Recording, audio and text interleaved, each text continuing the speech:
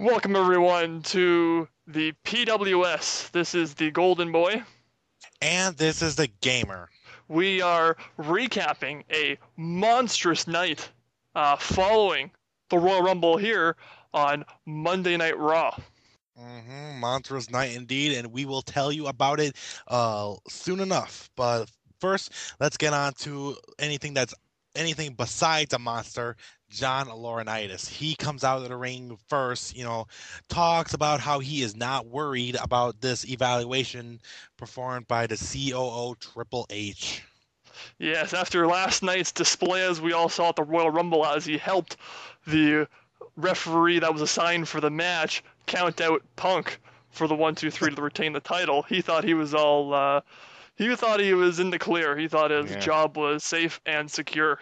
Yeah, but it's not selling for most people. CM Punk goes out and he's pretty much just no, he's gone. He's so confident that he just went out going, na na na na, hey hey hey, goodbye. He's letting the fans near the microphone singing it for him. I heard Justin Roberts say goodbye. Oh, that was hilarious. And then I believe Daniel Bryan came out and interrupted the whole.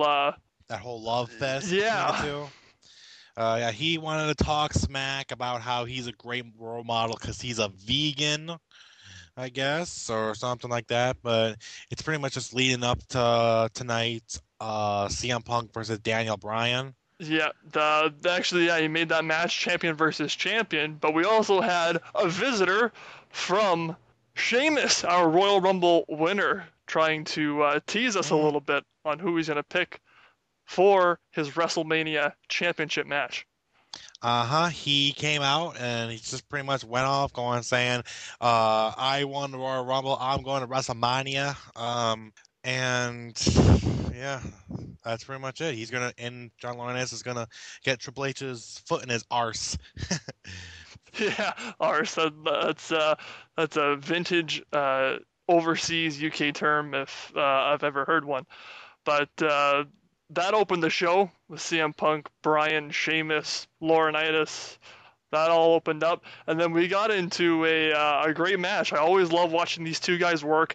We saw Randy Orton square off against Dolph Ziggler. And for this match, Wade Barrett was up into the rafters or skydives, whatever you want to call it. Yeah, He he was in the skybox. he has Josh Matthews interviewing him while during the match. But anyway, the match it went off pretty well. Great back and forth action. These two are clearly the most talented and clearly two of the most talented in the company, and it went off right until Randy Orton he defeats Dolph Ziggler 1, 2, 3 and pin. Yes, like I said earlier, I always love watching those two work. I can't get tired of watching Orton and Ziggler, even though uh, Orton has been 5 move of doomed recently, but I think Ziggler brings out the best of him, and he sells it like a champ. Like, come on, Dolph Ziggler is Mm-hmm. just great all around. First, right now, I believe he has to be the number one heel in the WWE.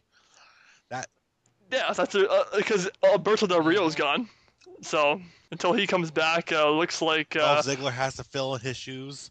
exactly him, and I'd have to say Miz. Yeah. Okay, well, after the glorious Randy Orton Dolph Ziggler match, we pretty much had yet another squash match between the Funkasaurus, Brodus Clay, and Tyler Rex. Now, I first thing I want to talk about is interesting is Brodus Clay came out with a disco ball in front in on top of the hovering above the ring for them to dance to. Yeah, that was actually kind of neat. I saw that disco ball. I was like, no way. They have a disco ball the size of God knows what. It was a decent sized disco ball, above average, and it was just propped up like right over the ring. And I was like, that's pretty cool. I like that touch. Yeah, well, anyway, it was Tyler X didn't try to squash or try to get squashed too well. He had a few hits, but there was no way happening. It was Brodus Clay who won 1, 2, 3. with his patented "What the Funk." Yes, it's one of the most hideous cross bodies I've ever seen. Oh yeah. Well, anyway, besides that squash match, now we go on to the champion versus champions match: CM Punk versus Daniel Bryan. That was awesome. That was Mhm. great. I think the last time the WWE saw anything remotely close to this was at last year's Royal Rumble, where the two participants in the ring were Bryan and Punk, and they basically beat the holy hell out of each other until another entrant came in, and the fans loved it. The fans loved it in Detroit. Oh yeah. I believe it was in Detroit last year. I can't remember though. Mm, I can't remember either. But we all know, or at least some of the more educated viewers know that Danielson and Punk go way back into the ROH days and have put on unbelievable clinics. Just great matches with Danielson being the heel, like a big time great heel in ROH. So I know he'll take the heel role here in WWE and do well with it. They're taking their feud from Ring of Honor all the way to WWE, and they're making a perfect match. But all in all, this match really had no contest because Chris Jericho came out and pretty much, threw Daniel Bryan out of the ring, then gave CM Punk a code breaker. Yes. Yeah, the code breaker basically sets up the feud now for WrestleMania, or at least so we think. Uh, Yeah, at least Elimination Chambers maybe, but I do see this as the starting of the feud for WrestleMania: CM Punk versus Chris Jericho for the WWE that would Championship. be one hell of a match. I believe the next match on the card, it went to another interesting bout. It was The Miz versus Kofi Kingston, and what I thought was also a well-worked match, and it was a win that Kofi needed. And personally, I think he really needed this win. And believe it or not, I call this an upset with Kofi Kingston hitting the Trouble in Paradise and getting the 3 count on The Miz. That's right, Kofi Kingston. He actually did beat the Miz for a great upset. R-Truth was on commentary, talk about Lil Jimmy and all that jazz. That was great.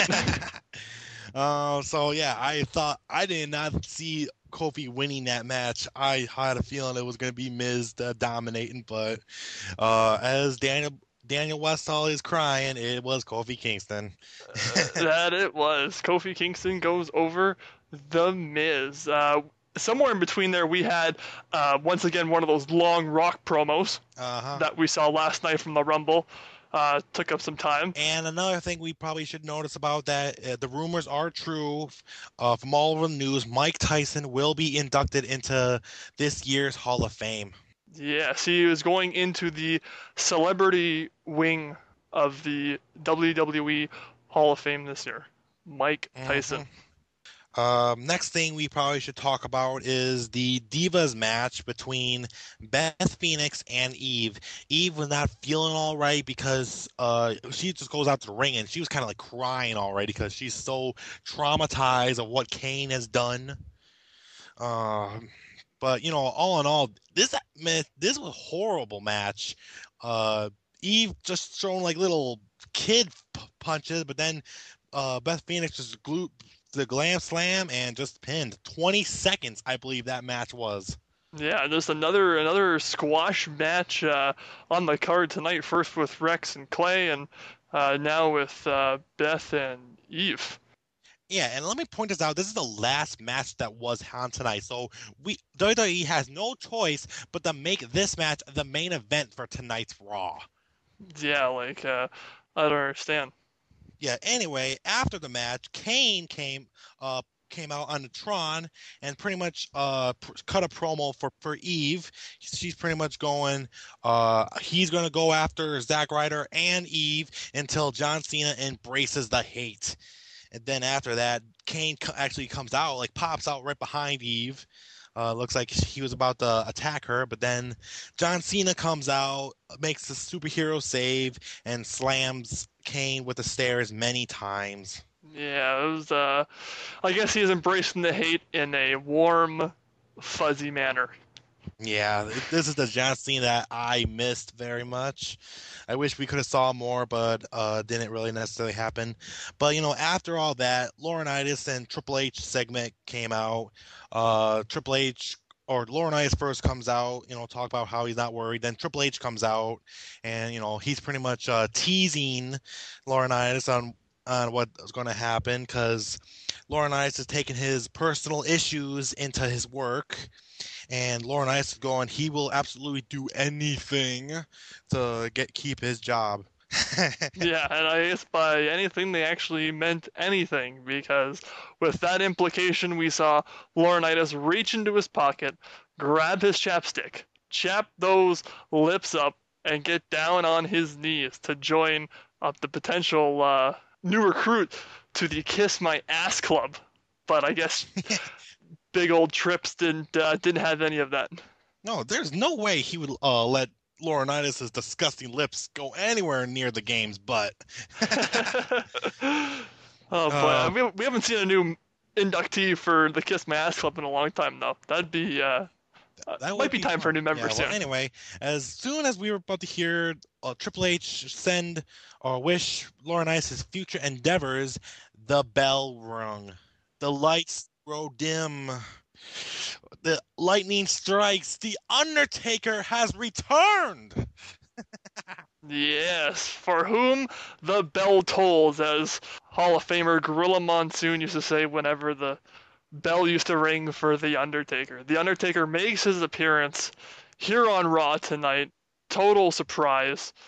Uh, could this be the end of the world as we know it? Maybe it was a little heads up for The Undertaker, potentially? Oh, yeah, pretty much. We didn't really, nothing was said about that. I mean, we mentioned it uh, on our Raw recap last week, and I believe we may have mentioned it on the Rumble preview, but we didn't really take that much into account tonight. And next thing you know, Undertaker shows up in the final segment, comes into the ring. They do the typical shot of the WrestleMania 28 banner, Trips, Undertaker, and then the Undertaker pulls the whole, Slit throat thing. yeah, pulls that whole his typical, or as Cole would say, vintage motion, Yeah. and then Trips just kind of gives him a little pat and heads out of the ring and calls her a night.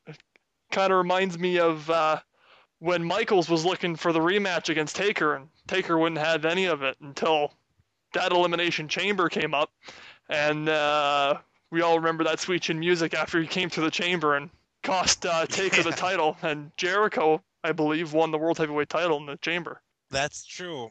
This is actually confusing to me because as soon as Triple H, like the night after WrestleMania last year, Triple H was going off. He knows that he'll be back, and when you do, I'll be waiting. So I was clearly thinking, oh wow, as soon as Undertaker comes back, Triple H is going to be right in his face and demanding another rematch or something. But Triple H caught me by surprise when he did just pat him on the shoulder and just walked out. Yeah, considering after all of last year, and we know how Trips, in order for him to job the Taker last year, he had to make it so that Taker didn't walk out of WrestleMania because Trips and his ego. That's just they just go hand in hand. So it was an interesting swerve. We've gotten a lot of swerves in the last 24 hours. Big day at the Rumble, big night tonight. Uh, this has been the Monday Night Raw recap. The next broadcast you'll be hearing from us, if there hasn't or nothing big comes about in the next few weeks, we will be doing a recap show for TNA Against All Odds. So be sure to look out for that. Make sure you rate, comment, and subscribe on our channel. Make sure you check us out also at